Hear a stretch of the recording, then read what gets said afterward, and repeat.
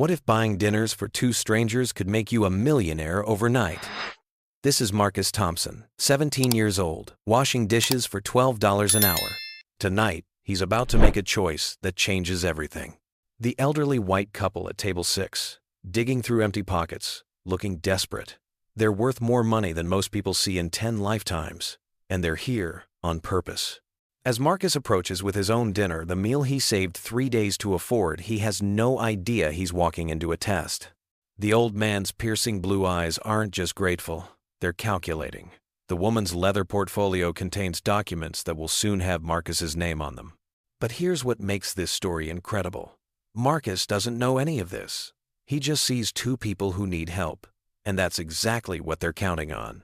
One act of kindness, two millionaires in disguise, a reward beyond imagination. But let me take you back to where this all began. Because to understand why what happens next is so extraordinary, you need to see what Marcus's life was really like. Every morning, the alarm clock beside Marcus's bed doesn't even work anymore. His body just knows when to wake up. He rolls out of the narrow twin bed he slept in since he was 12 years old, the same bed his mother bought him before the accident. The floorboards creak as he tiptoes past his grandmother's room. Grandma Rose is already awake. She always is at this hour, but she pretends to sleep because she knows Marcus worries about her. Through the thin wall, he can hear the wheeze of her breathing, the way she struggles even while lying down. Their house on Maple Street tells its own story. The yellow paint has faded to the color of old newspapers. The porch steps sag in the middle from decades of weight. Windows are held shut with duct tape because new ones cost money they don't have. But Grandma Rose keeps it clean, spotless even. Because being poor doesn't mean losing pride, she always tells him. Marcus pulls on the same jeans he wore yesterday, checks the pocket for his bus fare, $3.50. Enough to get to work, not enough to get back. He'll have to walk the 3 miles home tonight, but that's okay. He's walked farther for less. The walk to Murphy's Diner takes him through neighborhoods that tell different stories. Past the nice houses with manicured lawns and cars and driveways. Past the apartment complex where his friend Jamal lives, where the parking lot is full of potholes and broken dreams. Past the abandoned shopping mall where older kids hang out, smoking and planning futures that probably won't happen. Murphy's Diner sits at the corner of 5th and Main, a beacon of fluorescent light in the pre-dawn darkness. Big Mike is already there, prepping for the morning rush.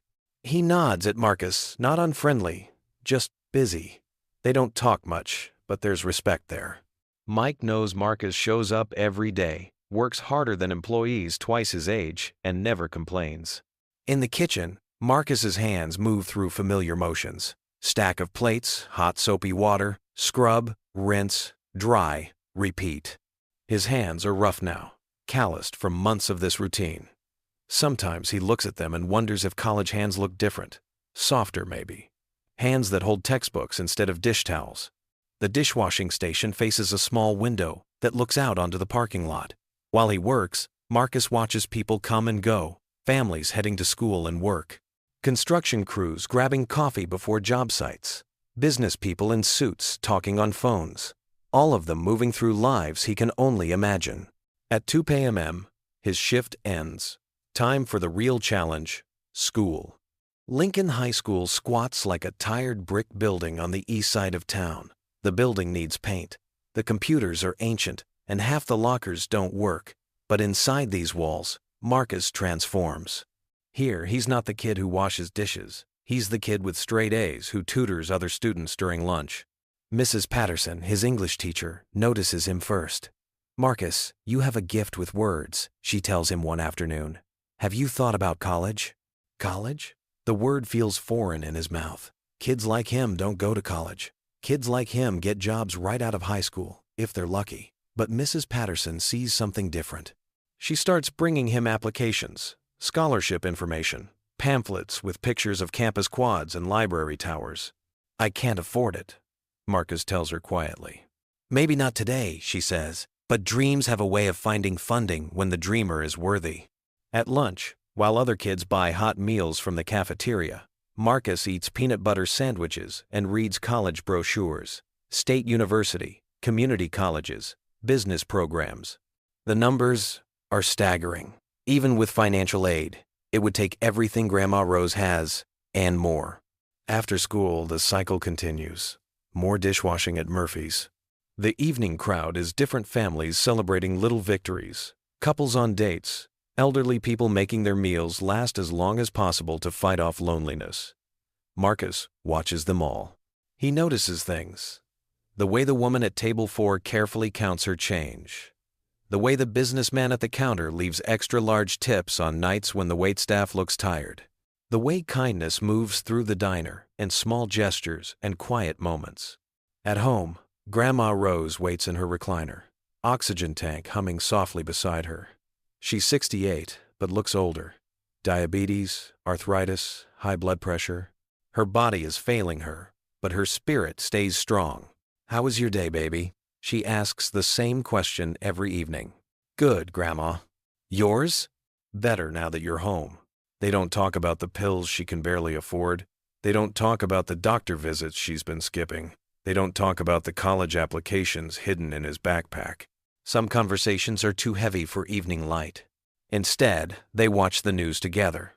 Stories about other people's successes, other people's tragedies, other people's lives that seem to happen in a different universe from theirs. But tonight is different. Tonight, Marcus will make a choice that changes everything. He just doesn't know it yet. What he also doesn't know is that for the past 14 days, someone has been watching him, asking questions about the young man who helps elderly neighbors with groceries, who tutors kids for free at the library, who gives up his bus fare to make sure Grandma Rose has lunch money. Someone who's about to put that character to the ultimate test. November rain in this part of town doesn't just fall, it attacks. Tonight, it hammers against Murphy's diner windows like bullets, turning the parking lot into a battlefield of puddles and rushing water. Marcus scrapes his last table of the evening shift, his stomach hollow with anticipation. For 3 days, he's been saving every penny for this moment. No snacks after school, no soda with lunch, walking instead of taking the bus both ways, all for the simple pleasure of buying his own meal, sitting down like a customer instead of working behind the scenes. The burger and fries waiting at the pickup counter represent more than food. They represent choice. For once, Marcus gets to decide what he eats, instead of settling for whatever's cheapest. But as he reaches for his tray, something makes him stop. Table 6. The corner booth is usually reserved for couples on dates or families celebrating birthdays. Tonight, it holds 2 figures who look completely out of place. An elderly white couple, both soaked to the bone. The woman's silver hair drips steadily onto her designer coat. Even waterlogged, Marcus can tell the coat cost more than he makes in a month. Her husband sits ramrod straight despite his age, but his expensive suit clings to him like wet newspaper. They ordered coffee. Nothing else. Just coffee. And they've been nursing those same 2 cups for over an hour. Marcus watches from behind the counter as the woman opens her purse for the 4th time. Her movements grow more frantic with each search. She dumps the contents onto the table tissues, reading glasses, breath mints, but no wallet, no money clip, nothing. She whispers something urgent to her husband. He pats down his coat pockets, then his pants pockets, then back to his coat. The shake of his head tells the story before he even speaks. "I don't understand," the woman says, loud enough for Marcus to hear. "I had it when we left the house." "I'm sure I had it." Her husband checks his pockets again, more desperately this time. He pulls out an antique gold pocket watch, examines it as if money might magically appear behind its face. Nothing. Sandy, the evening waitress, approaches their table with obvious reluctance. She's worked here long enough to recognize the signs. Nice people, bad situation. The kind of problem that breaks your heart, but doesn't pay the bills. "Folks, I hate to bother you, but she holds the check between 2 fingers, like it might bite her." The woman's face crumbles. "We're so embarrassed. We seem to have misplaced our wallet. I don't know how. This has never happened before." Wall. Through fragments of their conversation, Marcus pieces together their story. Their Mercedes broke down on the interstate, 5 miles from the nearest exit. They walked through the storm to find help, hoping to call their son from the diner's payphone. But the payphone is broken, held together with electrical tape and good intentions. The man's voice carries decades of authority, even in defeat. Perhaps we could leave something as collateral. I have my watch, and my wife has some important papers. I'm sorry, Sandy interrupts gently, but Mike has a strict policy. No exceptions. Big Mike himself appears from the kitchen, arms crossed over his chest. He's not cruel, just practical. The diner operates on razor-thin margins. Free meals, even for desperate elderly couples, can't happen, not if he wants to keep the doors open. Look, folks, Mike says, his voice softer than his expression. I wish I could help, but we understand, the man says quickly, rising from the booth. Come, Margaret. We'll figure something out. Margaret clutches a worn leather portfolio against her chest like a shield. For just a moment, as she stands, Marcus catches sight of what's inside. Official-looking documents, certificates of some kind, and something with an embossed gold logo that seems familiar, though he can't place where he's seen it before. The couple moves toward the door, their dignity intact, but their pride clearly wounded. Outside, the storm rages with renewed fury. Lightning illuminates the empty parking lot where their broken-down luxury car waits like a stranded island. They can't go back out in that, Sandy murmurs, watching through the window. Not at their age, not in this weather. But Mike has already turned away, back to his kitchen, back to the business of staying afloat. Marcus looks at his untouched meal on the counter. The burger is still warm, fries are still crispy. The reward for 3 days of sacrifice, sitting there while two people who clearly lived very different lives face humiliation he knows too well. The elderly couple reaches the door.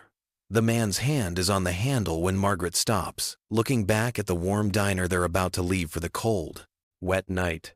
That's when Marcus makes his choice.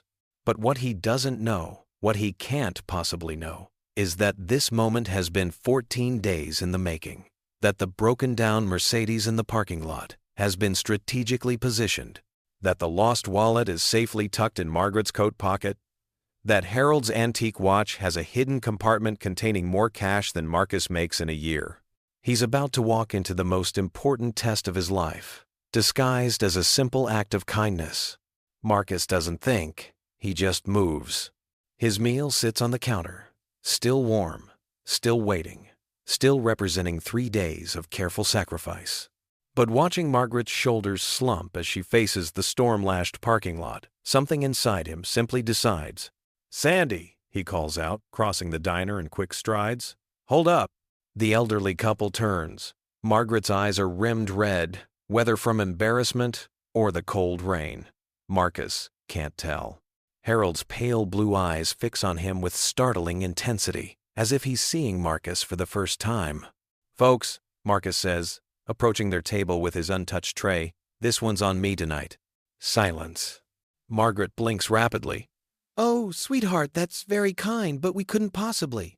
"Please." Marcus sets the burger and fries in front of them, then slides into the booth without invitation. "My grandmother always says kindness is the only thing that multiplies when you give it away." Harold's gaze never wavers from Marcus's face. Something flickers. Behind those pale eyes, calculation, recognition, but his voice remains steady, dignified. "Son, this is your meal. You worked for this, and I can work for another one." Marcus flags Sandy down.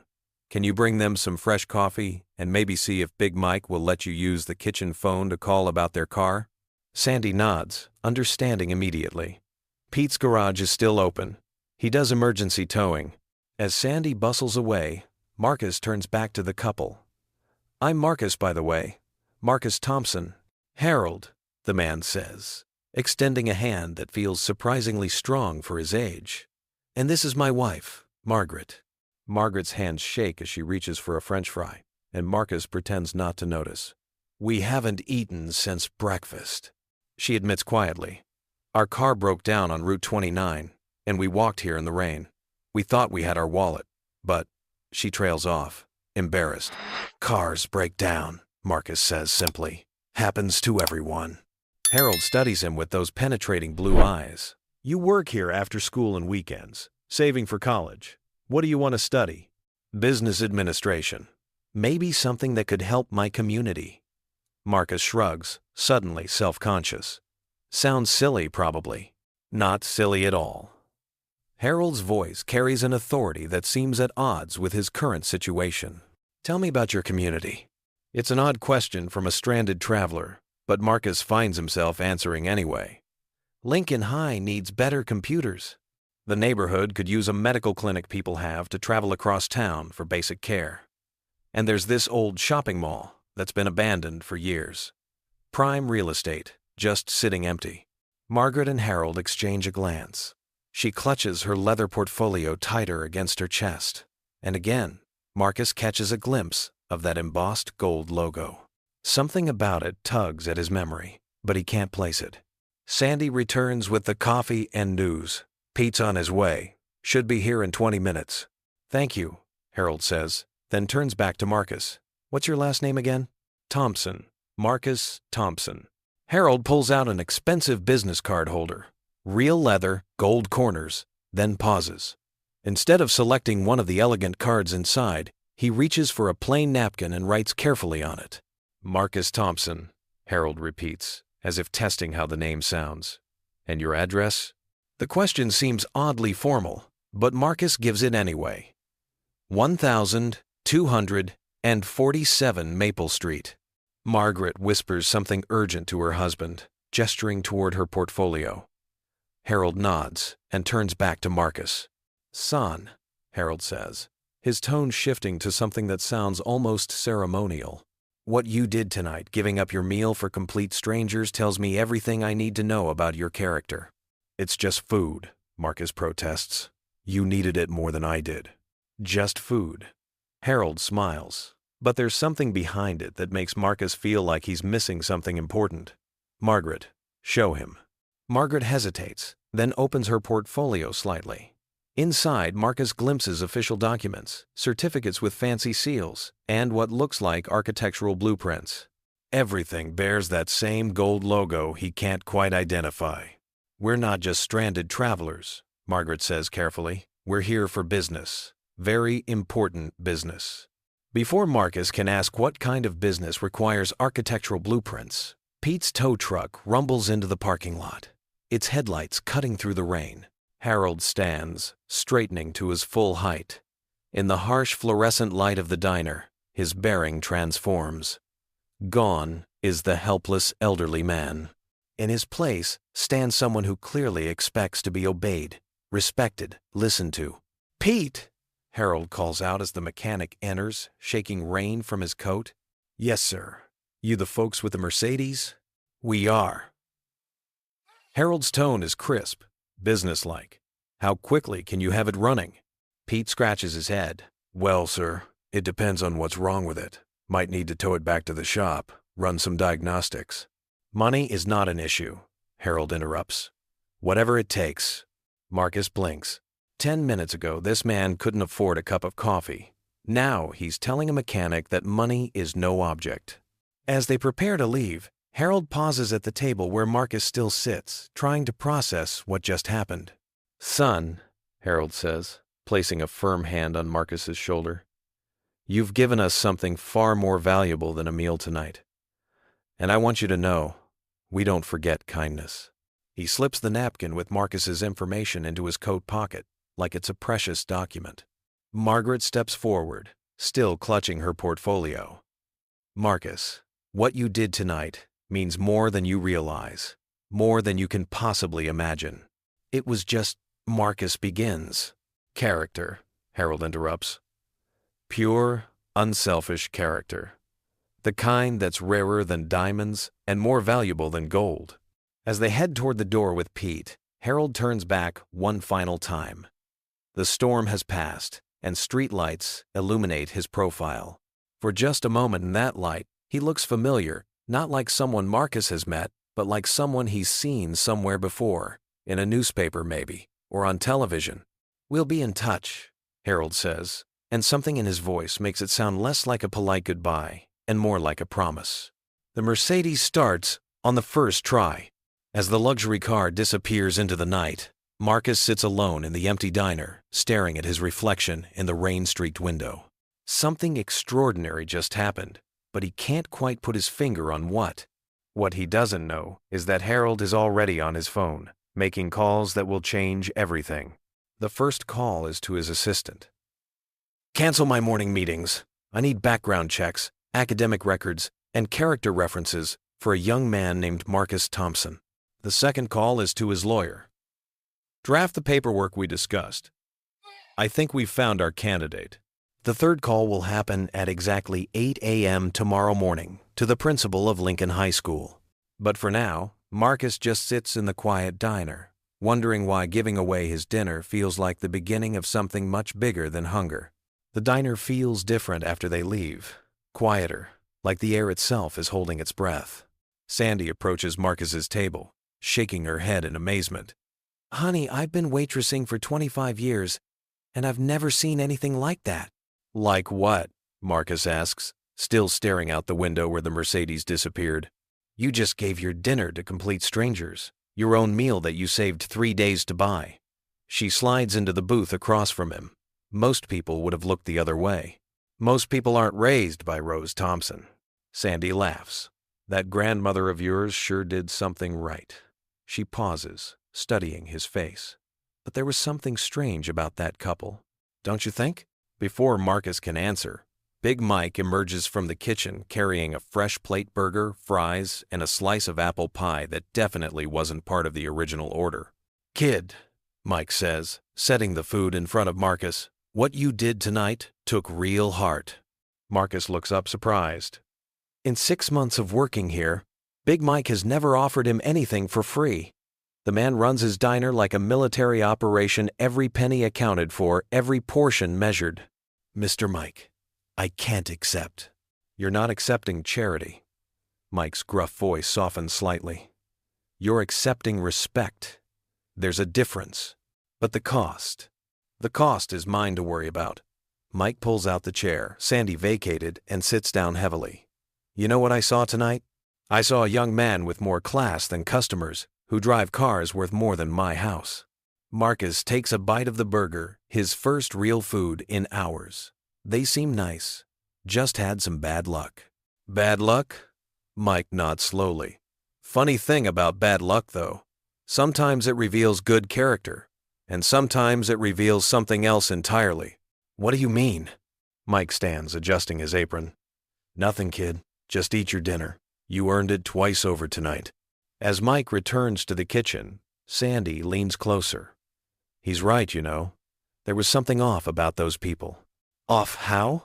Well, for starters, Pete said their car started right up once they got to it. No engine trouble at all. Just needed a jump, he said, like the battery had been disconnected on purpose.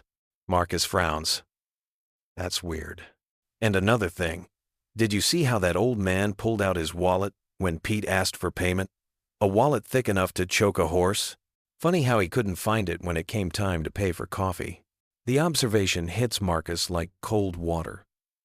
Harold had claimed they lost their wallet, but he'd paid Pete without any trouble at all.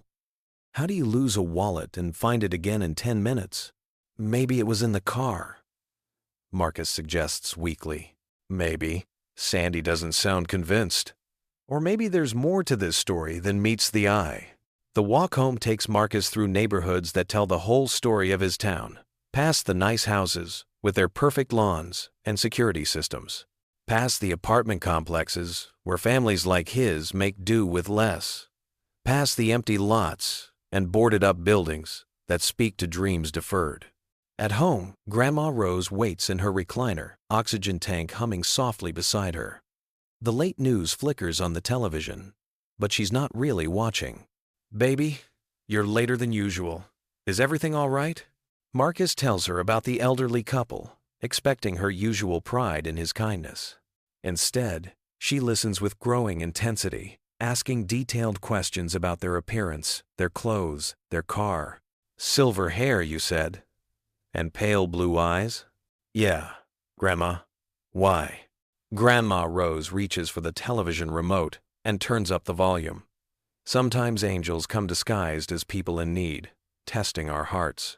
They weren't angels, Grandma. Just people having a hard night. She pats his hand with fingers that feel paper thin. You keep that generous heart, Marcus. It's going to take you places you can't even imagine. Places like what? Like wherever good people are supposed to end up. That night, lying in his narrow bed, Marcus replays every moment of the encounter. Harold's intense blue eyes, Margaret's mysterious portfolio. The way Harold's entire bearing changed when Pete arrived. The business card holder he never used, the napkin with Marcus's information treated like a valuable document. His phone buzzes. A text from Jamal. Heard you bought dinner for some random old folks at Murphy's. Man, you're gonna be broke forever helping everybody. Marcus smiles in the darkness. Maybe Jamal's right. Maybe kindness is a luxury he can't afford. But tonight, seeing gratitude replace humiliation in two strangers' eyes felt worth more than any meal he'd ever eaten. What Marcus doesn't know is that 3 blocks away, in the penthouse suite of the Grandview Hotel, Harold and Margaret Whitmore are reviewing a thick folder with his name on the cover. Inside are his academic records, character references from teachers and neighbors, and a detailed report on his family situation compiled over the past 14 days. Perfect score, Margaret murmurs, scanning the documents. Better than perfect, Harold replies, making notes in the margin. He didn't just pass the test, he exceeded every expectation. Tomorrow morning, they'll make the phone call that changes everything. The next morning brings questions that don't have answers. Marcus arrives at Murphy's to find Sandy practically vibrating with excitement. That couple from last night, Pete told me something crazy. When he got to their car, there was already someone waiting. A driver in a black suit. What do you mean? Professional guy. Standing next to a second car. Pete heard the old man talking about foundation protocols and candidate assessment. What kind of stranded folks talk like that? The words hit Marcus strangely. Foundation protocols, candidate assessment. During first period, Mrs. Patterson pulls him aside. Marcus, I received an interesting phone call this morning. Someone asking about your character, your grades, your plans for college. She studies his face. They knew an awful lot about you already. What do you mean? They knew your GPA, your job at Murphy's, even that you walk Mrs. Carter's groceries home every Tuesday. Her voice drops. They weren't asking if you were a good student. They were asking if you were a good person. At lunch, Jamal finds him in the library, phone in hand. Yo, Marcus, you need to see this. He slides his phone across the table. Look at this news article. The headline reads, Whitmore Foundation announces surprise local visit. Marcus scans quickly. The Whitmore Foundation, worth $800 million, is conducting community assessments for a major new initiative. Their CEO personally visits potential sites, but Marcus has stopped reading. His eyes lock on the foundation's logo, an elegant gold emblem, the same logo he glimpsed in Margaret's leather portfolio last night. Jamal, what does the CEO look like? Don't say. The article mentions he's intensely private and avoids publicity photos. Jamal looks curious. Why? Before Marcus can answer, the intercom crackles throughout Lincoln High. Marcus Thompson, please report to the principal's office immediately. In 4 years at Lincoln High, Marcus has never been called to the principal's office, not once. As he walks through hallways, students stare and whisper. Teachers pause to watch him pass. Through the glass windows of the main office, Marcus sees Principal Rodriguez talking to 2 figures seated across from his desk, an elderly white couple in expensive clothes. Harold and Margaret. But they're not the desperate travelers from last night. Harold's posture commands attention. Margaret's designer coat is immaculate, and spread across the principal's desk are official documents bearing the same gold logo Marcus just saw in the newspaper. His legs feel unsteady as the secretary opens the door. Mr. Thompson, they're waiting for you. The moment Marcus steps into Principal Rodriguez's office, the world tilts sideways. Harold stands up, not the frail, stranded elderly man from Murphy's Diner, but someone who commands rooms with his presence. His expensive suit is immaculate. His pale blue eyes hold the sharp focus of a man accustomed to making million-dollar decisions. Hello again, son. Marcus's mouth goes dry. You're Harold Whitmore. I am. Harold's smile is warm but calculating. And last night, you bought dinner for one of the most powerful philanthropists in the state. The question is, why? The room spins. Marcus grips the back of a chair to steady himself. You needed help. It didn't matter who you were. Exactly. Margaret speaks for the first time, her voice carrying the authority of someone accustomed to boardrooms and million-dollar budgets. Harold, show him. Principal Rodriguez, who's been silent until now, slides a thick folder across his desk. Marcus's school photo is paperclipped to the cover, along with his full name in bold letters. Marcus Thompson, Candidate Assessment. We've been researching you for the past 336 hours, Harold explains, opening the folder to reveal page after page of documentation, academic transcripts, work evaluations from Big Mike, character references from teachers, even photographs of Marcus helping elderly neighbors with groceries. Marcus stares at the papers, his mind struggling to process what he's seeing. You've been watching me? We've been evaluating you, Margaret corrects gently. The Whitmore Foundation is launching our most ambitious project ever, a comprehensive community development initiative. We need someone local, someone who understands real hardship but maintains hope, someone whose character we can trust absolutely. Harold adds, turning pages in the folder, straight A's despite working 30 hours a week.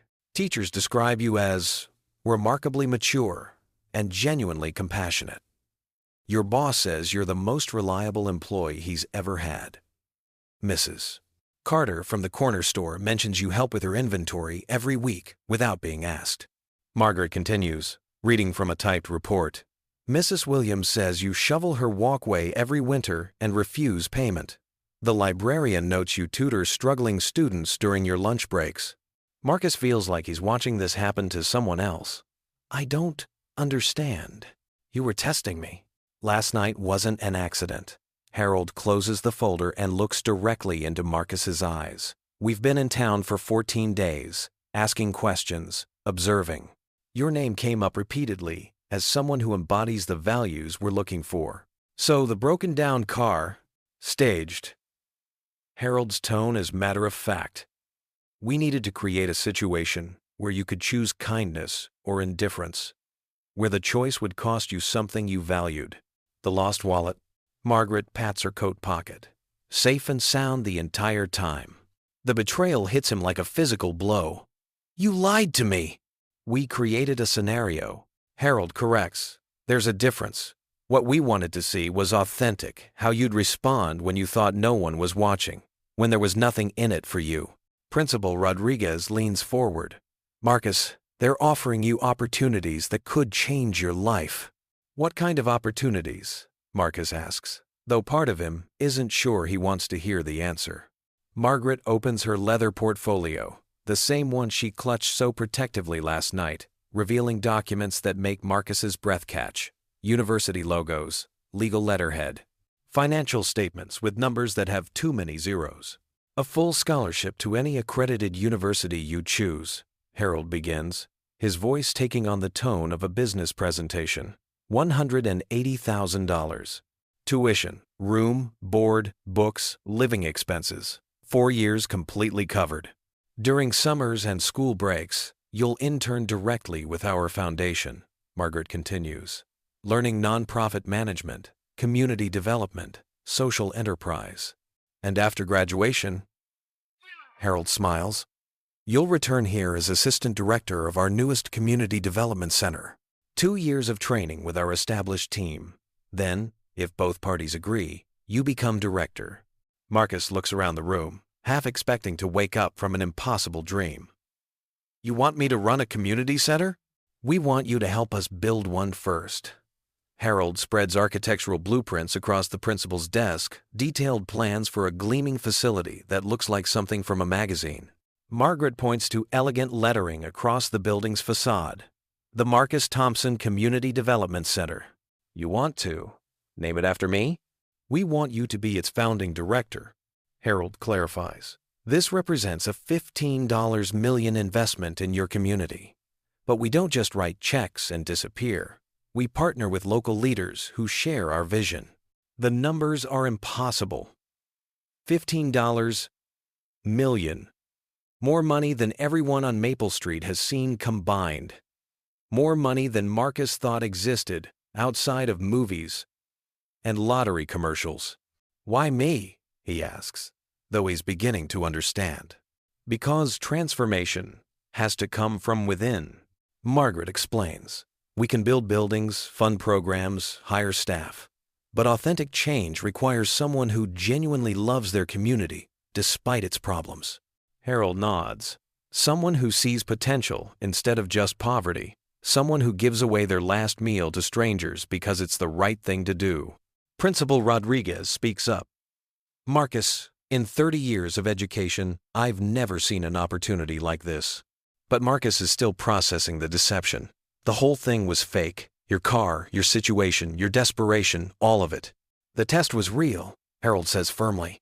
Your response was real. Your character was real. Those are the only things that matter.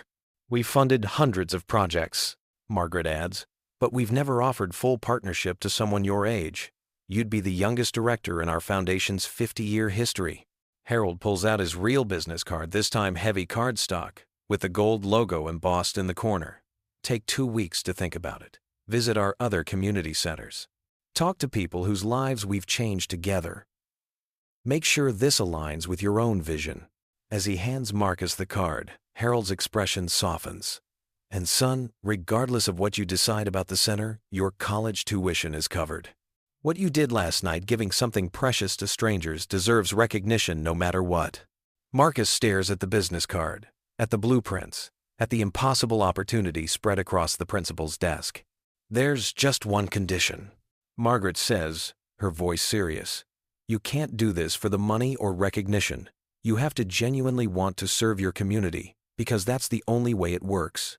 Outside the principal's office, students are changing classes, moving through their ordinary day, while Marcus sits in a room where his entire future is being rewritten. But the biggest shock is still coming when he realizes this isn't just about him. It's about everyone he's ever tried to help, everyone he's ever dreamed of lifting up, everyone who's ever believed that kindness matters, even when no one is watching. This is about proving that sometimes, just sometimes, good people really do win. The blueprints spread across Principal Rodriguez's desk look like something from a different world. A world where dreams have architectural plans and hope comes with construction timelines. Harold traces his finger along the building's outline. The Marcus Thompson Community Development Center will sit on 12 acres where the old Riverside Mall currently stands. We've already secured the land. Marcus blinks. The abandoned mall? But that's been empty for years. Prime real estate, Margaret confirms, opening another folder. Perfect location, excellent transportation access, and large enough for everything your community needs. The detailed plans are breathtaking. A state-of-the-art medical clinic with 15 examination rooms and a pharmacy. Computer labs equipped with the latest technology.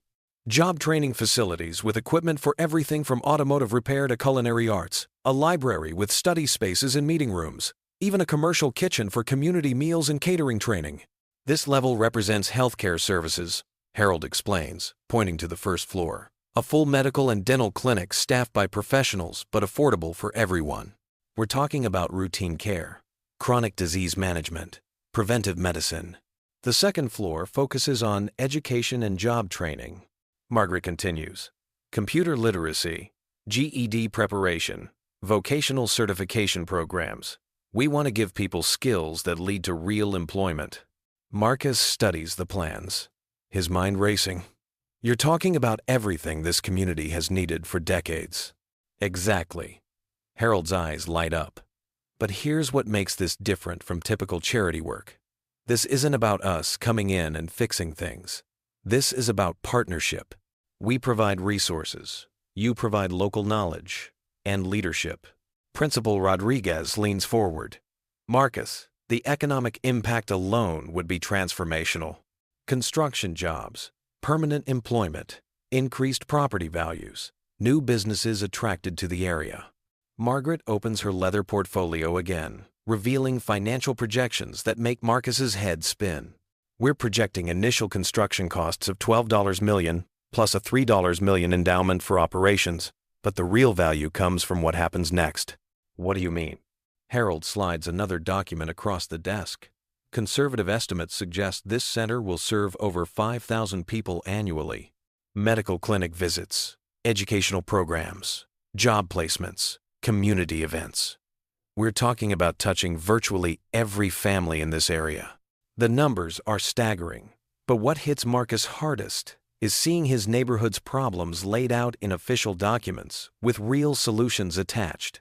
Roosevelt High's computer lab hasn't been updated in 8 years, Margaret reads from her notes. 73% of adults in this zip code lack basic digital literacy. The nearest medical clinic is 4.5 miles away, creating transportation barriers for elderly and low-income residents. We know, Harold adds, because we spent 3 months studying this area before we ever set foot in Murphy's Diner. 48% of children live below the poverty line. But we also found something else. He turns to a page filled with interview transcripts. Marcus recognizes names, neighbors, teachers, local business owners, page after page of people mentioning his name. They talk about the young man who helps with groceries. Margaret reads, who tutors kids at the library, who shows up at community meetings with ideas and optimism, who treats everyone with respect, regardless of their circumstances. You're already a community leader, Harold observes. We're just offering you tools to expand your impact. Marcus looks at the salary figures and nearly falls from his chair. $65,000 annually as assistant director. More money than Grandma Rose has seen in her lifetime. Enough to ensure her medical care, to renovate their house, to transform not just his life, but hers too. There's one critical condition, Margaret says, her voice becoming serious. You can't do this for the money or recognition. The moment this becomes about personal gain instead of community service, it stops working. How do you know I won't change? Marcus asks. How do you know success won't corrupt me? Harold smiles. Because yesterday you gave away your dinner to strangers. Not because you had to. Not because someone was watching. Because it was the right thing to do. Character that deep doesn't shift with circumstances. It only gets stronger with resources, Margaret adds. Principal Rodriguez speaks up. Marcus, I've watched you for 4 years. You're the same kid whether you're washing dishes or tutoring in the library. Whether you have money in your pocket or you're walking home in the rain because you spent bus fare on someone else. Harold pulls out a thick contract. Here's what we're proposing in specific terms. Full scholarship to any accredited university, your choice of school, your choice of major. During summer breaks, you'll work directly with our foundation team at existing centers in Chicago, Atlanta, and Denver. You'll learn grant writing, program development, community outreach, financial management. Margaret continues. Everything you need to run a major nonprofit operation. After graduation, you return here as assistant director, working alongside our established team for 2 years. Then, assuming mutual agreement, you become director with full operational authority. The contract includes specifics that make this feel suddenly impossibly real. Starting salary as assistant director, $65,000 annually. Director salary, $95,000, plus performance bonuses, healthcare benefits, retirement planning, professional development budget. We're also proposing a community advisory board, Harold adds. Local residents who help guide programming and ensure we're meeting real needs. This isn't about imposing outside solutions. It's about amplifying local wisdom with adequate resources. Marcus thinks about Grandma Rose's medical bills, about Lincoln High's outdated computers, about the boarded-up buildings on Maple Street that could house thriving businesses. What if I'm not ready? He asks quietly. What if I fail? Then you'll have failed while trying to help your community, Margaret responds. That's not failure, that's heroism. Harold leans back in his chair. Son, we've funded hundreds of projects over 50 years. We know potential when we see it. You have something most people never develop the ability to see what could be, instead of just what is. Plus, Margaret adds with a smile, you'll have the full backing of an $800 million foundation. You won't be doing this alone. Marcus stares at the documents, the blueprints, the impossible opportunity laid out before him. Everything he's dreamed of for his community, rendered in precise architectural detail and backed by more resources than he ever imagined possible. Take your time, Harold says gently. Visit our other centers. Talk to directors who started exactly where you are now. Make sure this feels right. But deep down, Marcus already knows his answer. The question isn't whether he wants this opportunity. The question is whether he's brave enough to believe he deserves it. 18 months later, the transformation is nothing short of miraculous. Where the abandoned Riverside Mall once stood, the Marcus Thompson Community Development Center rises like a beacon of possibility. Glass walls reflect morning sunlight. Modern architecture blends with the neighborhood's character. And everywhere, people move with purpose. Marcus, now 19 and a sophomore at State University studying nonprofit management, spends winter break overseeing the center's grand opening preparations. He's taller somehow, carries himself with quiet confidence, but his eyes still hold the same kindness that caught Harold's attention. The medical clinic opened 6 months ago and immediately changed everything. Dr. Sarah Martinez has already seen over 800 patients. Grandma Rose is among them. Her diabetes under control, her arthritis managed with physical therapy, her oxygen tank retired for good. Baby, Grandma Rose says, sitting on their renovated porch. You see that sign up there? The massive banner reads, Marcus Thompson Community Development Center, transforming lives together. Still feels like someone else's name, Marcus admits. It's the name of the man you became when you chose kindness over convenience. Inside the center, the computer lab buzzes with activity. 40 adults learn skills that actually lead to employment. Mrs. Carter discovers she has a gift for digital inventory management. Jamal's mother enrolls in graphic design courses and lands her first freelance client within 3 months.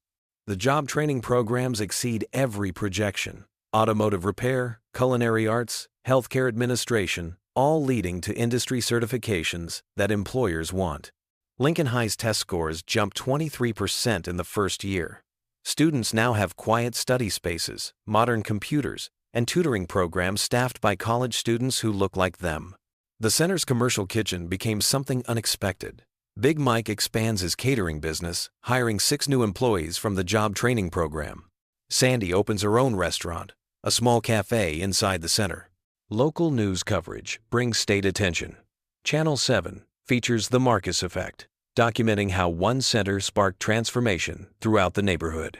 Property values on Maple Street rise 31% as abandoned houses get renovated by residents who learned construction skills. The governor visits for the ribbon cutting. The Whitmore Foundation model proves that sustainable change requires local leadership supported by strategic investment. We're implementing similar partnerships in 5 additional communities. But the real stories happen quietly. Elderly residents get regular checkups. Teenagers choose study groups over street corners. Small businesses launch, creating jobs for neighbors who'd given up hope. Crime drops 41% in the first year, not because of increased security, but because people have better things to do. Harold and Margaret attend every milestone, but they stand in the back, letting Marcus and the community take center stage.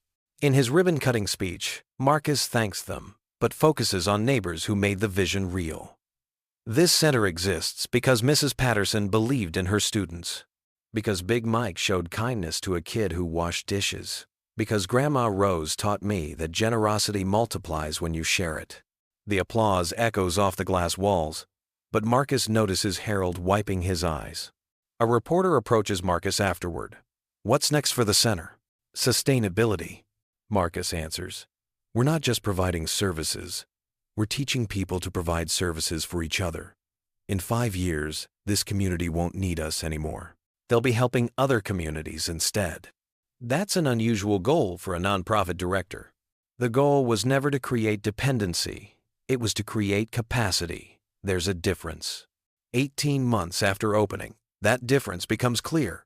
The center's programs have generated 127 new jobs, launched 34 small businesses, and place 215 people in full-time employment outside the community. But the most important number is one. One act of kindness that multiplied into thousands. What nobody could have predicted was what would happen next when Marcus faced his first real test as a leader, proving that character under pressure looks exactly like character under poverty. 3 years later, Marcus, now 22 and the center's official director, sits in his office reviewing applications for the foundation's newest scholarship program. Through his window, he watches children play in the center's playground while their parents attend GED classes. His office walls tell the story of transformation.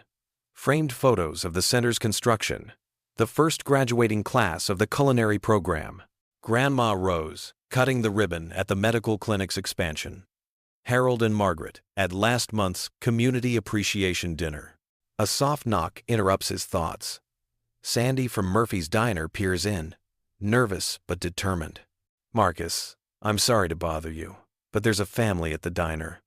They're stranded, car broke down, and they can't pay for their meal." I remembered what you did that night and thought, maybe? Marcus smiles, closing his laptop without hesitation. "I'll be right there." Murphy's Diner looks exactly the same. Fluorescent lights, worn booths, the smell of coffee, and possibility. But the corner booth where Harold and Margaret once sat now holds a young Hispanic couple with 2 small children, huddled together and speaking in worried whispers. The woman apologizes in broken English, while her husband counts pocket change with shaking hands. Their clothes are travel-worn. Their eyes hold the familiar mixture of pride and desperation that Marcus remembers too well. "Folks," Marcus says, approaching their table with 2 meals from the counter, "this one's on me tonight." As they eat, he learns their story. Miguel and Rosa migrating north for construction work promised by Rosa's cousin. Their car broke down on the interstate, their savings barely enough for the towing fee. They have skills Miguel in construction, Rosa in childcare, but no connections, no references, no way to prove their worth to potential employers. "You know," Marcus says thoughtfully, "we're always looking for good people at the community center.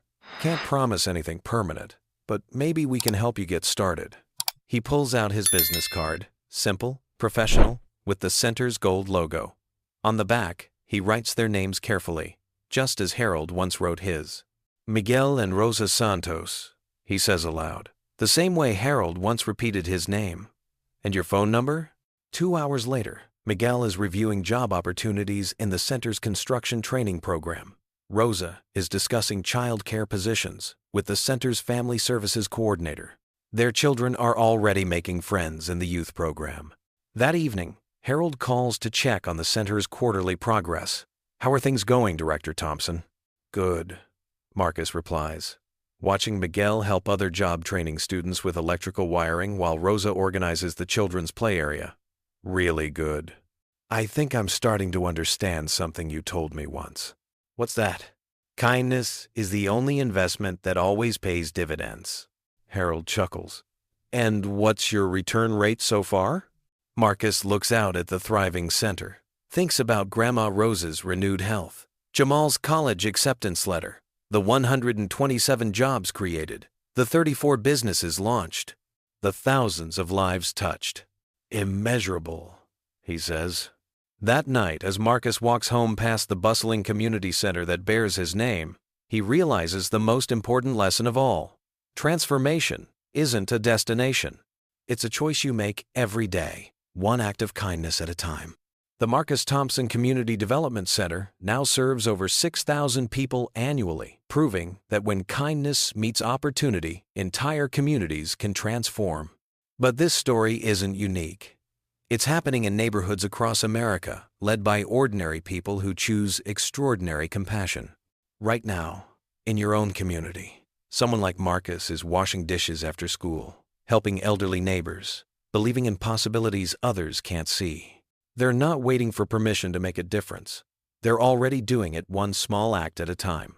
What if your kindness could unlock someone's potential? What if a stranger's generosity could change your trajectory? Here's what I want you to do. Think about one person in your life who showed you unexpected kindness. Share their story in the comments below.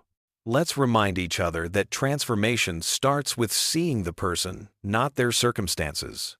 Like this video if you believe kindness still matters. Subscribe for more real-life stories that prove ordinary people create extraordinary change. Because somewhere tonight, someone is choosing kindness over indifference and changing the world one heart at a time.